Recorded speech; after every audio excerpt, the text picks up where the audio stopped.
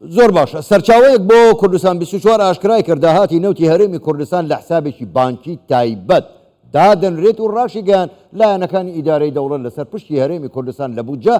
ڕێکەوتون لایەنەکانی ئیدارەی دەوڵەت ڕێکەوتون لەسەر داڕشتنەوەی هەردوو مادەی 13 و 14 پرۆژە یاسای بودجە کە ئەو پێشنیازەی ئێستا هەیە لەسەر بنەمای ڕێکەوتنی نێوان هەردوو حکوومەتی فیدراڵی و هەرێمی کوردستان کراوە. ئێمە ئەو وردەکاریانەی کە کراون یاخود ڕێکەوتنە نوێیەکەی کە کراوە ئێمە بە گرافیکێک ئەوە دەخینە بەرچاوتان و میوانێکشمان لەگەڵدا میوانەکەمان زۆر بەڕێ دکتۆر شاڵاو عەبدولخالق شارەزای بواری وزە لەگەڵ ئەویشدا قسەی زیاتر و پرسی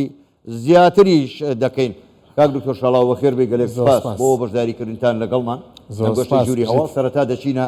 لای ئەو گرافیکە پاشان وتوێژەکەمان درێژە پێ دەدەین. زۆر باشە حکوومەتی هەرێم دەبێت چی بکە ینی ئێمە ئەو مادانە ینی دوو مادەکە گرفتی لەسەر بوو بەڵام پێشەوەی بێمە سەر ئەوەش کە دکتۆر ئەگەر ئیجازەم بی یەک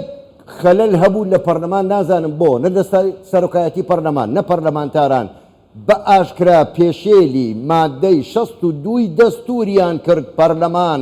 بۆی نییە یاخۆت لێژنەی پەرلەمان بۆی نییە دەستکاری بودجە پرۆژە یاسای بودجە بکات تەنها مناقلەیە هەیە عەلاکولین ئەوە بەجێ دێڵین بۆ شارەزایانی پسپۆڕ و یاسا لەو بوارە. ئێمە باشە لەسەر مادەی 13 مادەی 13 دەڵێکی دەڵێ حکوومەتی هەرێم دەبێت مانگانە لانی کەم 400,000 بەرمیل نەوت ڕادەست بکات و کۆمپانیای سۆمۆ سەرپەرشتی پرۆسەی فرۆشتنی نەوت دەکات. کاک دکتۆر با لەسەر ئەم خاڵە ڕابۆستین خوێندنەوەتان بۆ ئەمە چیە دەڵێ 400,000 بەرمیل باش ئەگەر یعنی دەڵێ لانی کەم واتە نابێت لە 400,000 کەمتر بێ باشە ئەگەر خەلەلێک هاتە پێشەوە نەکرا ئەمە پێت وایە ینی تا چەند ئەمە با بڵێن نەرمی تێدایە کە بتوانێت ئەگەر کێشەی دوور و چارەسەر بکرێت. بەڵێ سەرەتا من زۆر سپاس ئەمە لەوە دەست پێ بکەم بەشێکی زۆری یاساکان وە بودجەش یاساکانی بودجە هەر خۆی لەلایەن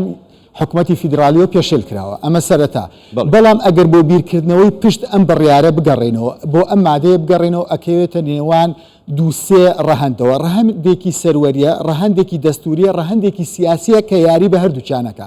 بەپی مادە دەستورێکە کە وەکو خۆت باسە کرد مافی حکوومەتی هەرێمی کوردستانە کە بە هاوبەشی بتوانێت سەرپەرشتی نەوتی خۆی بکات و هەناردەی بکە و هەروەها ڕۆڵیشی هەبێت لە فرۆشتنیا لە ڕەهەندە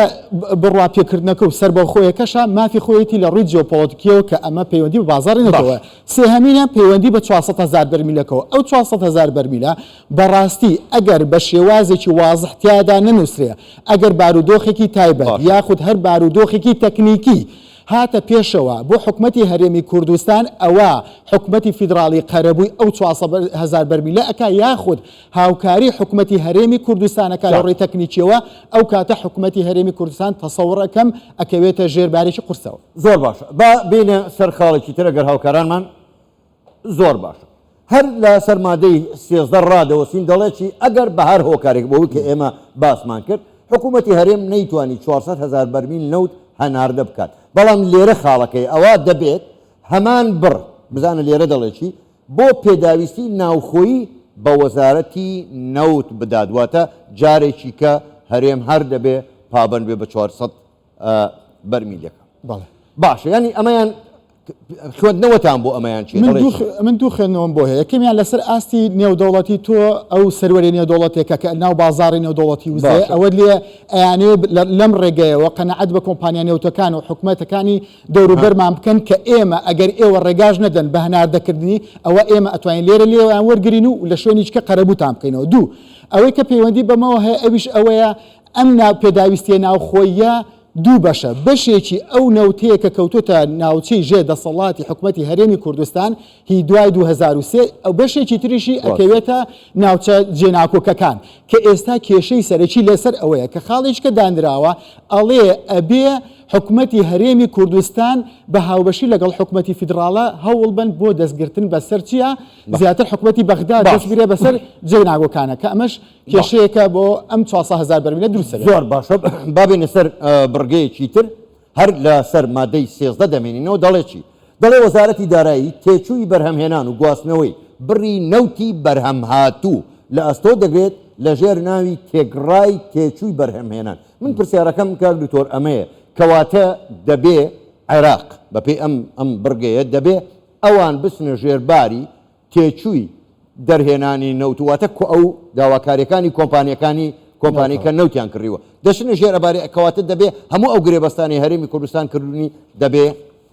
وەری بگرێت دانی پیابنێن بەڵام کێشەیەک هەیە ئێستا بەپی تازتری پێشات ئەوەیە کەوا پێیان وایە ئەپێت تێچووی دەرهێنانەکەی هەرێمی کوردستان و حکوومەتی فیدراالی جیا بکرێتەوە و حکوومەتی فیدراالی دەیەوێت بە هەمان تێچووی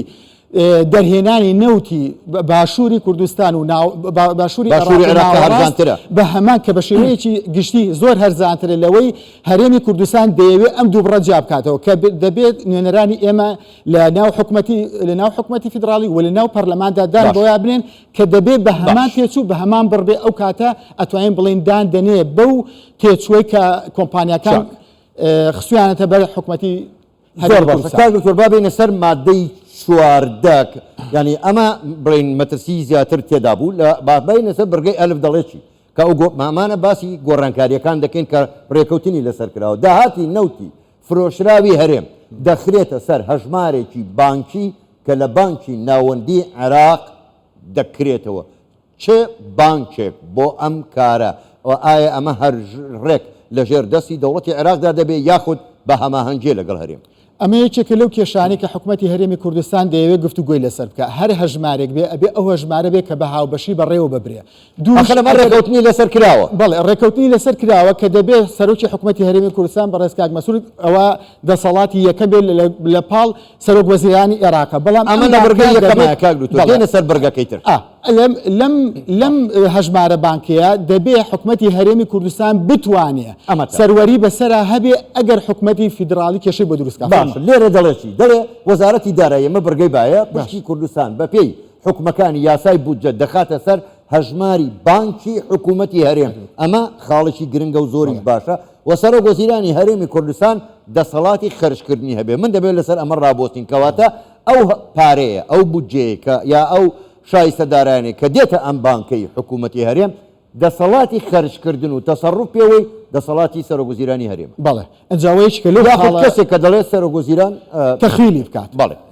دەتوانین بڵێن ئەوە گرنگترین لەو خاڵانە بوو کە تا ئێستا هۆشداریەکی زۆر لەلایەن سەرۆک وەزیرانەوە لەلایەن هەرێمی کوردستانەوە بۆ بەغدا چوو بوو کە دەبێ ئەو هەژمارە بانکەیە یەکەمیان کەسی یەکەمی حکوومەتی هەرێمی کوردستان کە کاک منسوور بارزانیە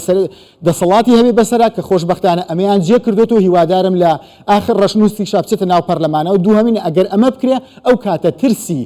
هەژمونی بەغدا بۆ نەناردن و دەست بە سەراگرتنی پارەی نەوتی هەرێمی کوردستان کەم دەبێتەوە کاک دکتۆر شاڵاو عەبدولخالق گەلێک سوپاس بۆ بەشداریکردن و بۆ شرۆڤەکانت لەگەڵمان سوپاس بۆ ئێوە شەوتان